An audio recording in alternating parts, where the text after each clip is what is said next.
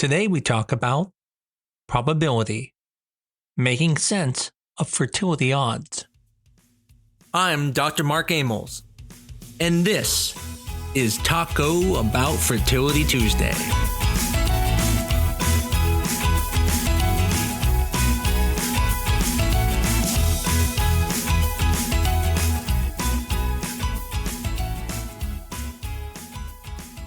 I want you to imagine a scenario. You're in a room, and there are 3 doors.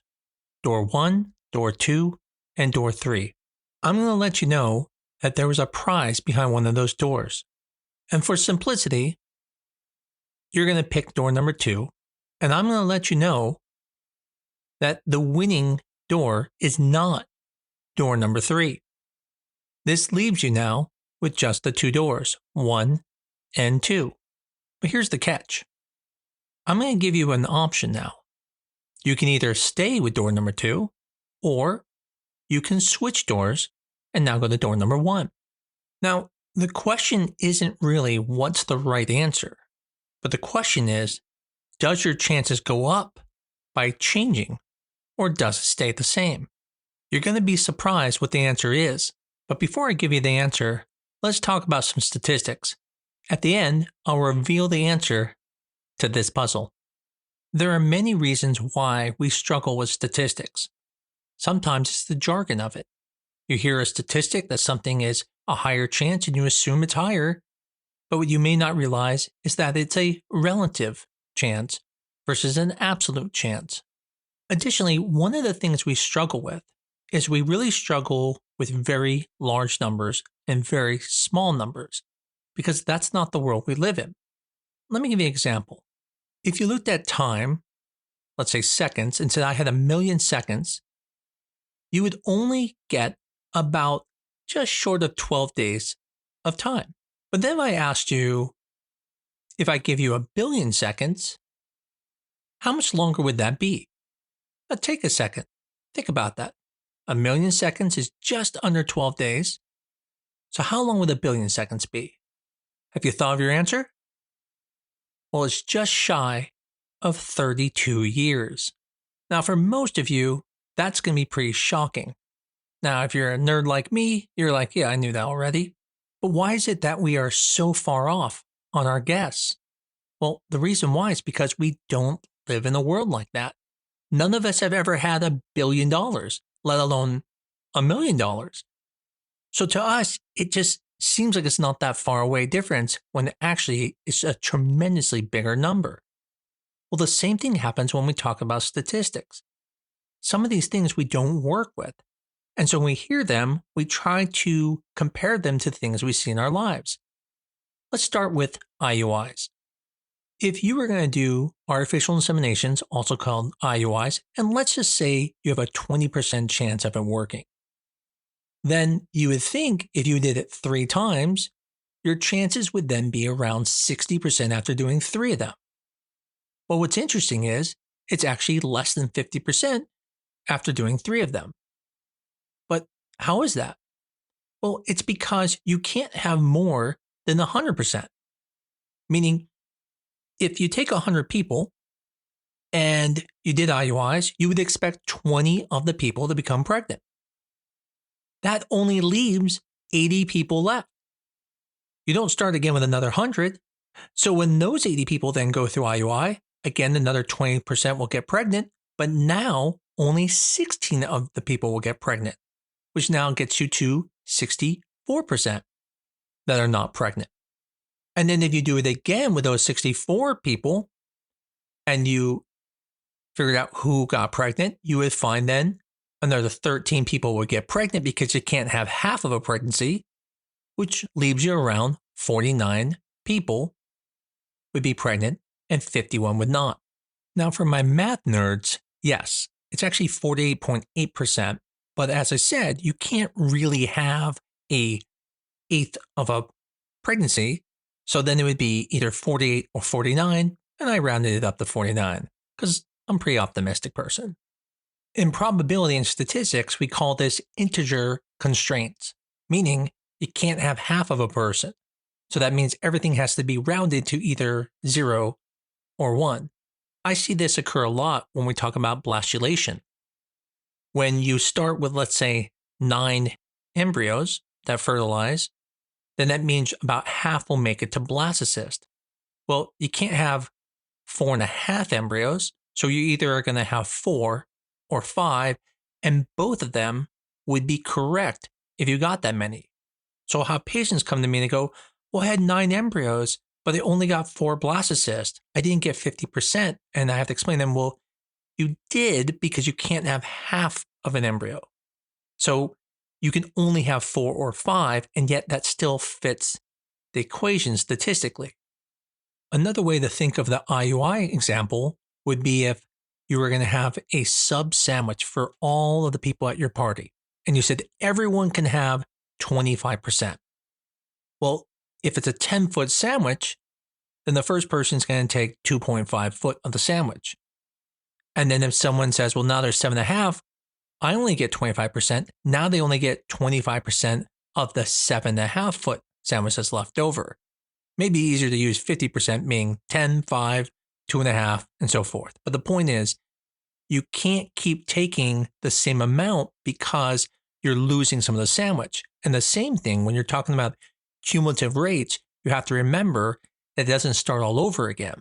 Such as if I said you can have 25% or 50% of the sub, well, then if I bring a new sub out, every time someone comes in, they will get the same amount each time.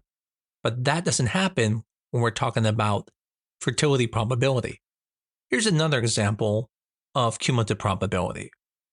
When you hear IVF gives you a 60% chance of having a live birth, well then, if you put 2 back, you should have now a 120% chance.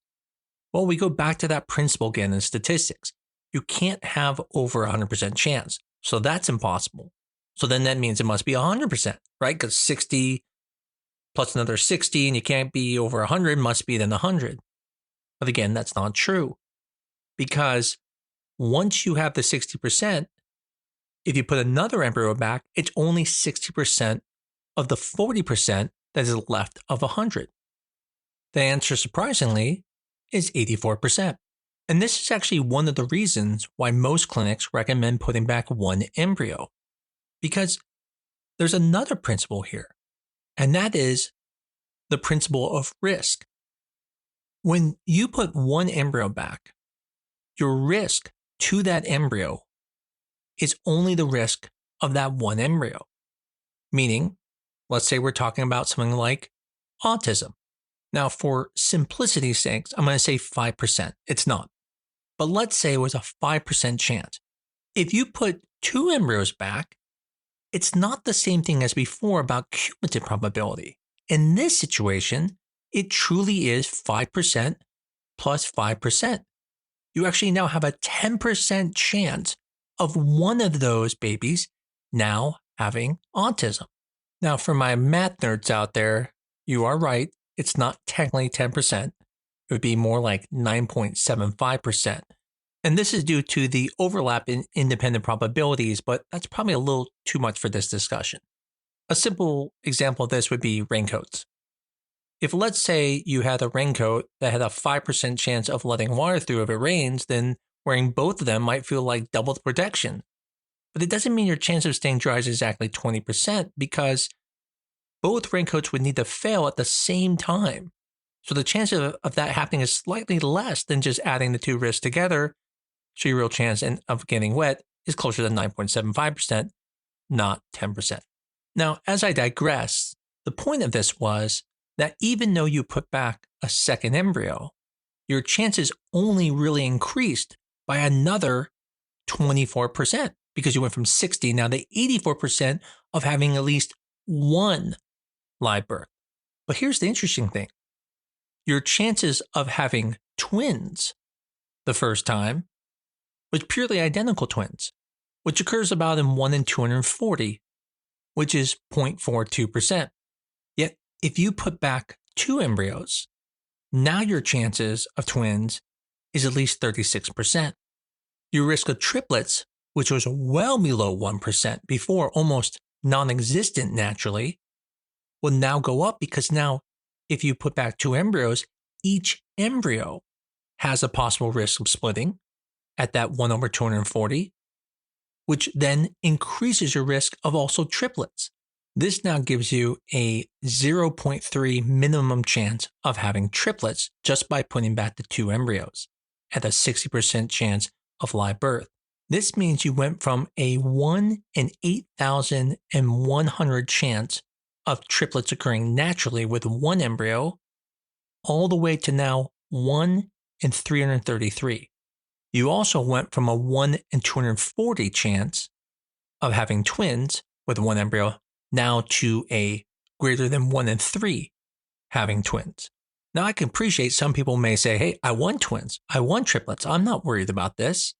But the importance to understand here is that you're getting only a very small increase in a live birth with 1 versus 2, an absolute increase of only 24%, but you're astronomically increasing the risk of twins and triplets.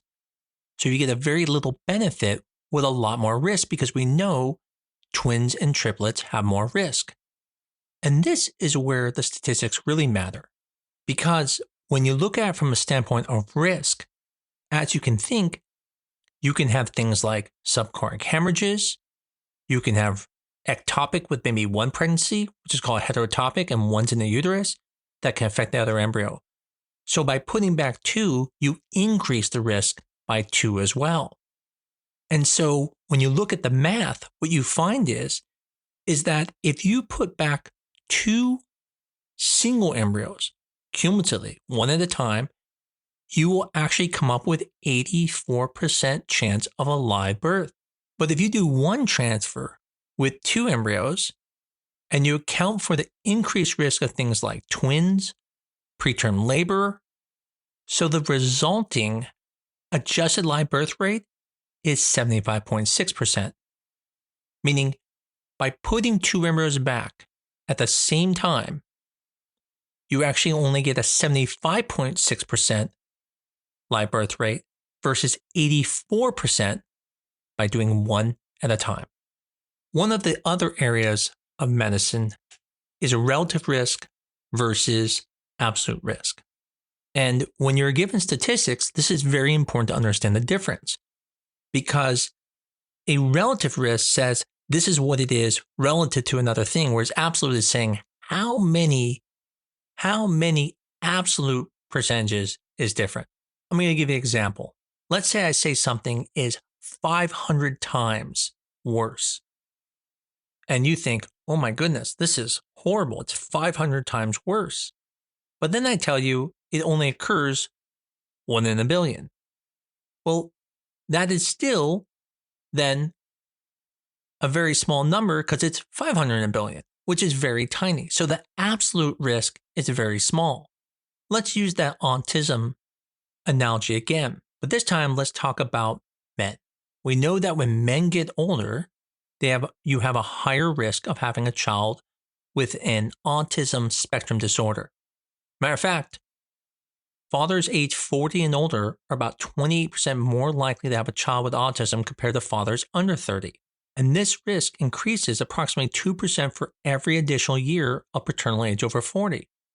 Children born to fathers over 50 years old may have up to a 66% higher risk of developing autism than those with fathers in their 20s.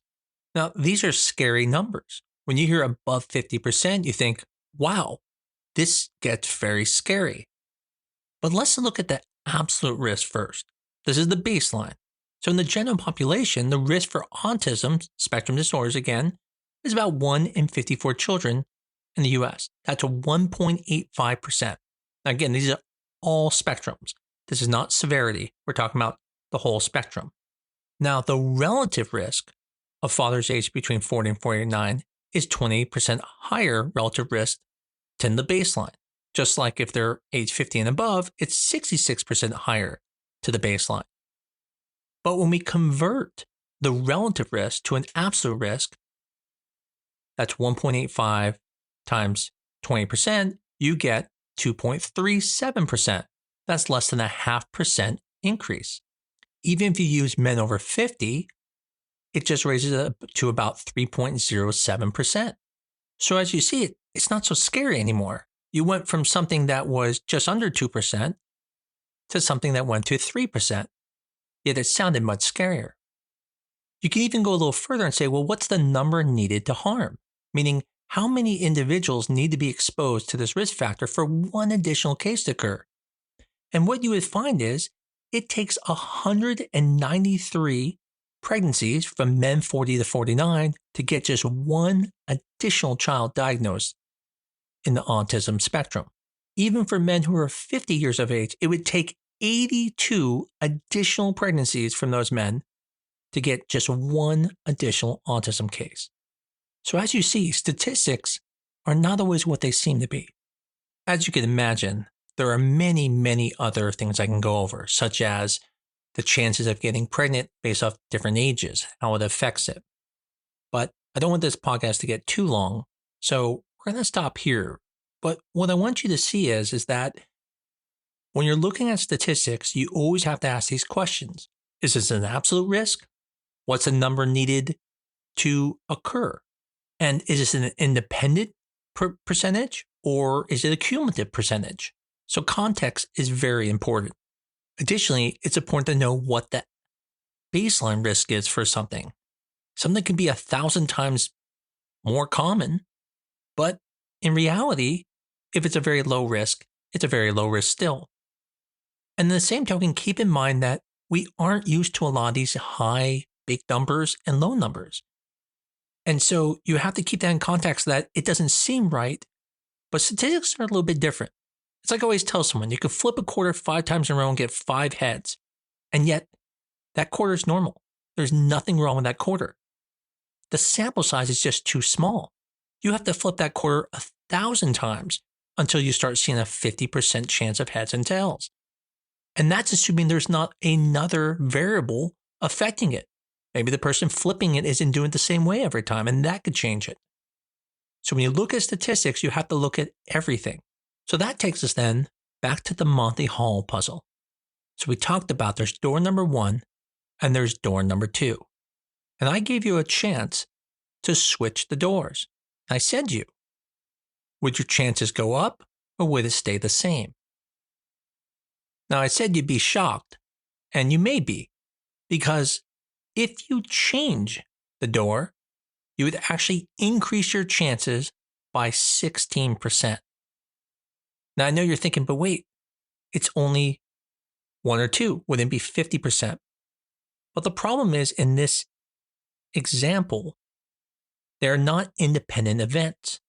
In the very first event, when I gave you 3 doors, you actually had a 66% chance of picking the wrong door.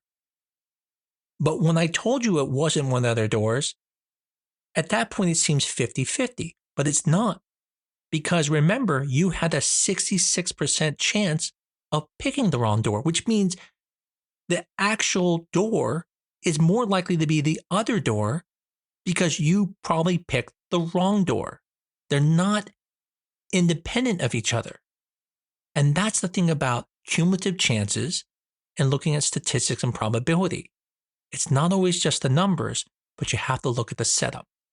And so in this Monty Hall puzzle, it's actually better to switch your door than to stay with the same door. Because although it looks like it's a 50% chance and it wouldn't change, it actually is a 66% chance if you change the door and only a 33% chance if you keep the door. I hope you guys found this episode fun and maybe helpful. I know sometimes a lot of people don't like math or don't enjoy these type of topics, but I love this stuff. I bet you're surprised, but I am a nerd, and that's why I like this stuff. Big surprise. But hopefully you enjoyed it, and if you do, let me know. When people send me podcast ideas or they tell me they like things, and I know to make more of them like this. I really appreciate everyone who listens to this podcast, and as I always say, thank you so much. If you love us, please tell people about us. Give us a 5-star review on your favorite medium that you listen to. But most of all, keep coming back. I look forward to talking to you again next week on Taco Bout Fertility Tuesday.